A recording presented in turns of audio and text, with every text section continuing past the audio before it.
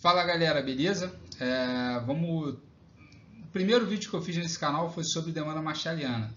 Então eu estou tentando reestruturar, eu acabei de monetizar meu canal, então estou tentando reestruturar agora a parte de vídeos e vou refazer esse vídeo, né? Já que vocês gostaram tanto dessa análise. É bem simples, no entanto, há alguns livros de microeconomia, principalmente de introdução, que não irão abordar com essa profundidade. Além disso, o próprio livro de Introdução à Economia, que é o mais indicado, que é o livro do Varian, infelizmente ele não trabalha com a parte de derivadas, né? Obviamente, isso eu acho um prejuízo, porque não faz sentido você ficar omitindo essa informação do aluno, né?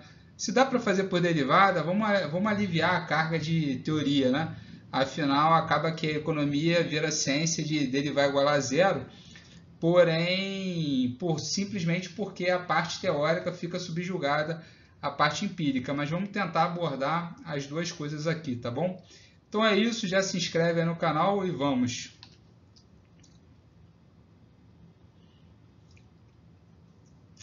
Então,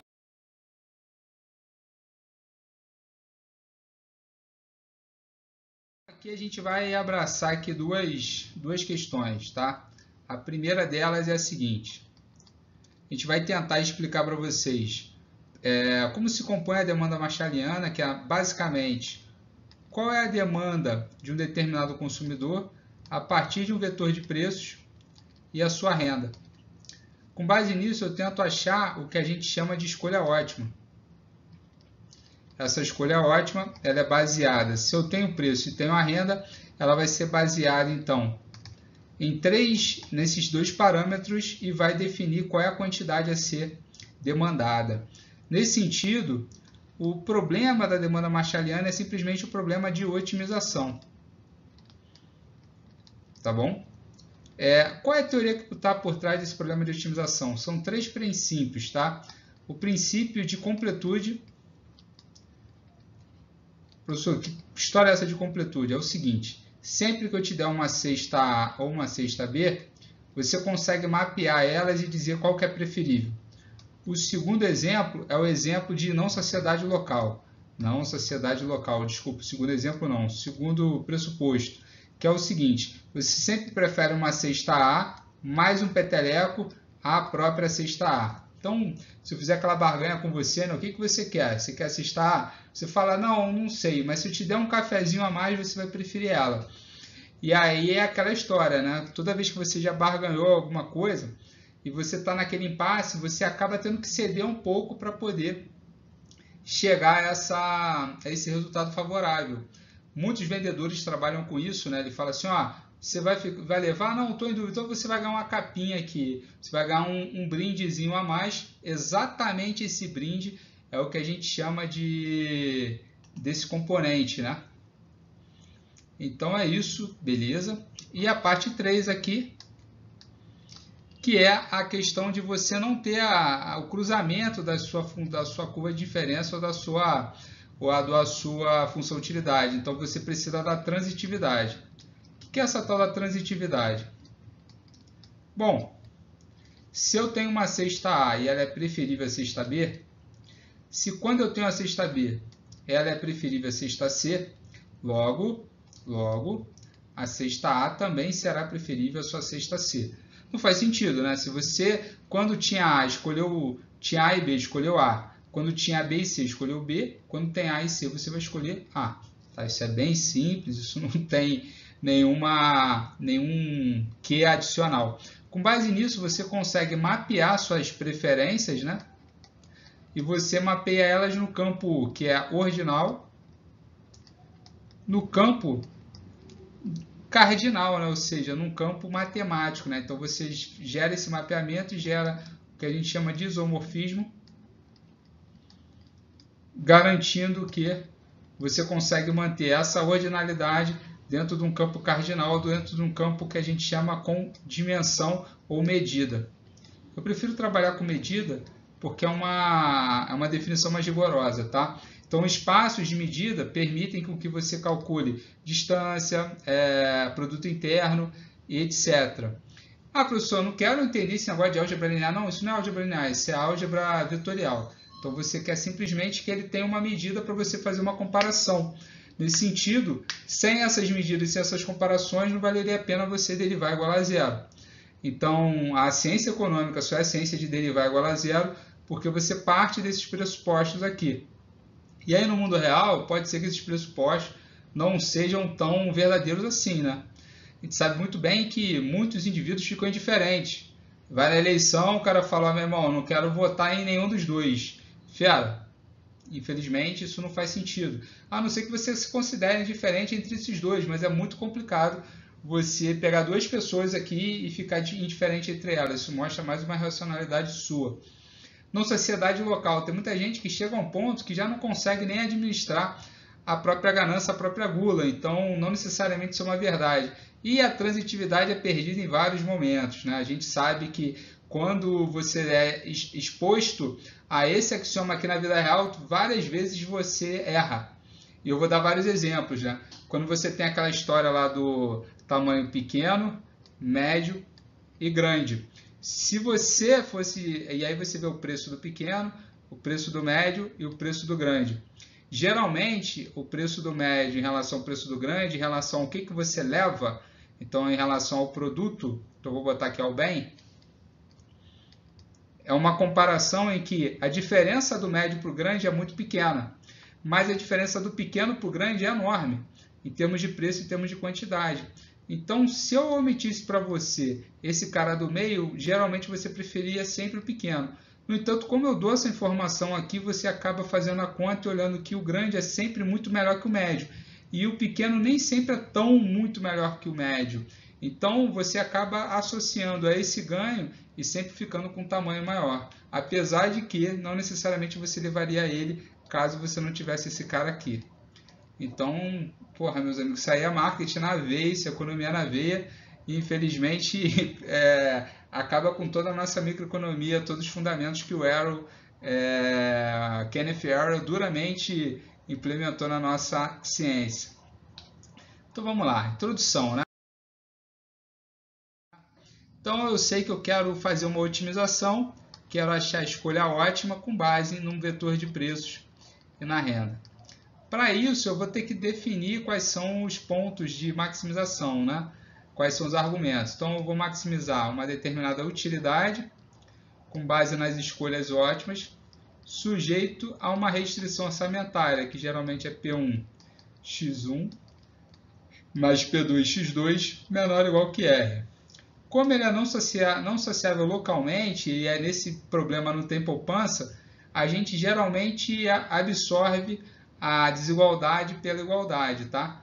Quando você tem um problema de escolha intertemporal, aqui você teria essa otimização com base na escolha de dois agentes e geralmente o preço estaria acrescido dos juros. Então, assim, é bem legal você poder trabalhar a partir desse modelo simples várias escolhas. Isso aqui é a base de qualquer modelo econômico mais amplo, né? Ou seja, modelos de equilíbrio geral computável, inclusive modelos de DSGE, equilíbrio geral computável estocástico. Mas vamos ao que interessa, vamos resolver esse primeiro problema aqui. Então essa é a introdução, esse é o caminho aqui que você deve perseguir. E aí, a primeira coisa é que você tem que saber montar um lagrangiano, que vai ser simplesmente o de x1, x2. Aí tem gente que não sabe botar o sinal, sempre bota menos lambda, coloca a sua restrição, menos R. Pronto, assim você nunca erra. Bota menos lambda e joga o R para o sinal do lado de cá. Pronto, a partir daí você sempre vai acertar. E aí a brincadeira é só fazer derivada de lambda em relação a qualquer um dos argumentos, x1, x2, e também ao lambda, fazer essa derivada e igualar a zero. A partir dessas três equações aqui, de gradiente de lambda igual a zero, se você levar esse gradiente aqui, que é igual a derivada parcial em relação a x de lambda, derivada parcial de x de L em relação a x2 e x1 do lagrangiano e derivada parcial em relação a lambda, isso aqui está mal escrito, tá? Mas tudo bem. Igualar ao vetor de zeros você vai encontrar o que a gente chama de ponto de ótimo ou ponto de otimização com restrição. Então vamos lá. Vamos demonstrar isso aqui, né? Vamos fazer aqui uma pequena conta e fazer essa demonstração. Teria que provar o teorema aí de otimização e tal. Eu não sei se vale a pena. A minha demonstração eu gostaria de trabalhar apenas com o exemplo da demanda. Vamos botar aqui um exemplo bem genérico para demonstrar essa escolha ótima a partir de uma função Cobb-Douglas qualquer. Então, uma Cobb-Douglas qualquer, ela pode ser escrita assim, ó. Utilidade de x1 e x2 igual a x1 elevado a alfa, x2 elevado a 1 menos alfa. Pronto, mais genérico que isso não tem. Tá? Poderia trabalhar com vários bens, mas é sem perda de generalidade, fazer com 2 e fazer com 3, 5 ou n seria o mesmo. Preço do bem 1, preço do bem 2 e renda. Acabou. Mais genérico que isso não tem também. Então vamos resolver isso aqui. Então monto meu lagrangiano. x1 alfa, x2 1 menos alfa. Então menos lambda. P1 de x1 mais P2 de x2 menos R. Acabou. Então agora é só derivar e correr para o abraço. Então a primeira derivada, a derivada de lambda em relação a x1, vai ser igual a alfa, x1, alfa menos 1, x2, 1 menos alfa, menos lambda P1 igual a 0. Logo, você ainda inclui... Deixa assim, cara, porque isso vai te facilitar. Tá bom? Muita gente gosta de alterar esse denominador aqui, mas na hora de eu cortar o lambda, isso te atrapalha. Mais ou menos, não atrapalha muito não, mas o aluno, quando está no segundo, terceiro período de economia, já está com a cabeça ainda um pouco fresca do segundo grau e tem algumas dificuldades com isso. Então, mantém assim. Obviamente, a derivada em relação a x2 vai produzir o seguinte. 1 menos alfa, vai x1 elevado a alfa e x2 elevado a menos alfa igual a lambda P2. Acabou. Fez isso aqui, rapaziada? Qual é o lambda me dá o preço sombra, né? O lambda me dá a relação da derivada parcial em relação a x1 em relação a x2 a partir da escolha ótima. Então ele me diz o quanto que eu devo abrir mão de um bem em relação ao outro para me manter na minha função utilidade. É um cálculo importante, né? Esse preço sombra. Mas para mim agora não interessa, eu só quero encontrar os pontos ótimos. Então basicamente vou pegar essa equação e derivar e dividir. Então 1 dividido por 2 vai gerar como resultado essa conta simples, né? Alfa sobre 1 menos alfa. O que eu consigo cortar aqui? Você consegue cortar todos os alfas, né? Quando você deriva um pelo outro. Então vai ficar x1 elevado a menos 1, posso botar no denominador, e x2 igual P1 sobre P2. Professor, ainda estou com muita letra, não sei o que eu faço. Bom, isola um dos x's, que é a sua escolha ótima. Então você sabe que a sua curva de reação da demanda do bem 2 vai ser igual a P1 sobre P2 vezes 1 menos alfa sobre alfa vezes x1. Então, quanto mais eu escolher do bem 1, mais eu escolho do bem 2. Pô, isso é interessante. Quanto maior o preço do bem 1 em relação ao preço do bem 2, mais eu escolho o preço do bem 2. Isso também é interessante. E quanto maior for o parâmetro alfa, mais eu escolho do bem 1. Pô, isso é legal, está me dando vários insights aqui. E aqui, em relação a esse x2, o que eu faço para encontrar? Basicamente, eu utilizo a terceira derivada, que é quem? A derivada em relação a alfa. Lagrangiano em relação a alfa vai dar simplesmente que P1x1 mais P2x2 é igual a R, igual a 0, né? Vai produzir isso aqui. Então, substitui aqui, ó, x1, x2, substitui x2 aqui. Então, vai ficar P1x1 mais P2 vezes a curva de reação em relação a x2. Importante você lembrar esse termo curva de reação, que vai te ajudar mais à frente, tá bom? Vai te ajudar muito para resolver vários problemas. Então, vai ficar P1, P2 vezes 1 menos alfa sobre alfa vezes x1. Aí você vai cortar isso aqui, beleza? Vai ficar P1x1 mais P1 1 menos alfa vezes x1. Opa, aqui faltou igual a R. igual a R. Aqui você vai poder fazer essa soma. Então, quando eu somar isso aqui, ó, vou jogar para cá. Quando eu fizer essa soma aqui, vai ficar... vou botar P1 em evidência, né? Porque está multiplicando os dois. Então, vai ficar x1 alfa mais x1 menos x1 alfa sobre alfa igual a R. Olha só o que vai acontecer. Vou cortar. P1 vezes x1 sobre alfa igual a R. Logo, x1 é igual a sua renda vezes o preço, vezes o parâmetro alfa, que está entre quem? Entre 0 e 1. Portanto, você na demanda, em qualquer problema de demanda Cobb-Douglas, você vai consumir toda a sua renda vezes o parâmetro alfa sobre o preço, ou seja, a quantidade vai ser a renda sobre o preço vezes o quanto que o seu alfa. Então, o alfa é o quanto que você gasta, é um parâmetro que diz qual percentual da minha renda que eu gasto com aquele bem. E x2, então, analogamente, vai ser R, P2, 1 menos alfa, o complementar. Simples assim. Simples assim. Muito fácil. Isso garante que, se você tiver uma Cobb-Douglas com vários produtos, assim como eu vou botar aqui nesse exercício, então, vamos lá, vamos botar uma Cobb-Douglas com vários produtos, né? Então, resolve o problema de otimização para esse cara aqui, ó, maximização da utilidade de x1 até xn, de x1 elevado a alfa 1 vezes xn elevado a alfa n, sujeito ao vetor de preço somatório de PI xi menor ou igual que R, indo de 1 até n, sujeito também que alfa, somatório de alfa i é igual a 1. Pô, um probleminha meio piquinha, né?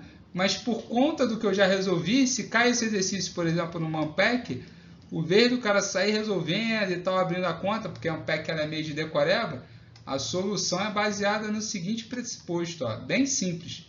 Bom, se eu sei que o parâmetro alfa, 1i, é igual ao percentual da renda que o cara gasta com o bem I, logo, qual é a solução ótima? A solução ótima é xi igual a R sobre PI vezes alfa I para todo I. Porra, matou o problema e aí você consegue resolver vários exercícios em sequência, de forma rápida, de forma mais célere. Porra, melhor que isso, rapaziada, não tem. Então, se você gostou do vídeo, peço encarecidamente que você se inscreva, deixe o like e faça aí o seu comentário agradecendo aí o professor, que vai te facilitar com certeza aí na solução de alguns problemas. É isso, galera. Um abraço e até o próximo vídeo.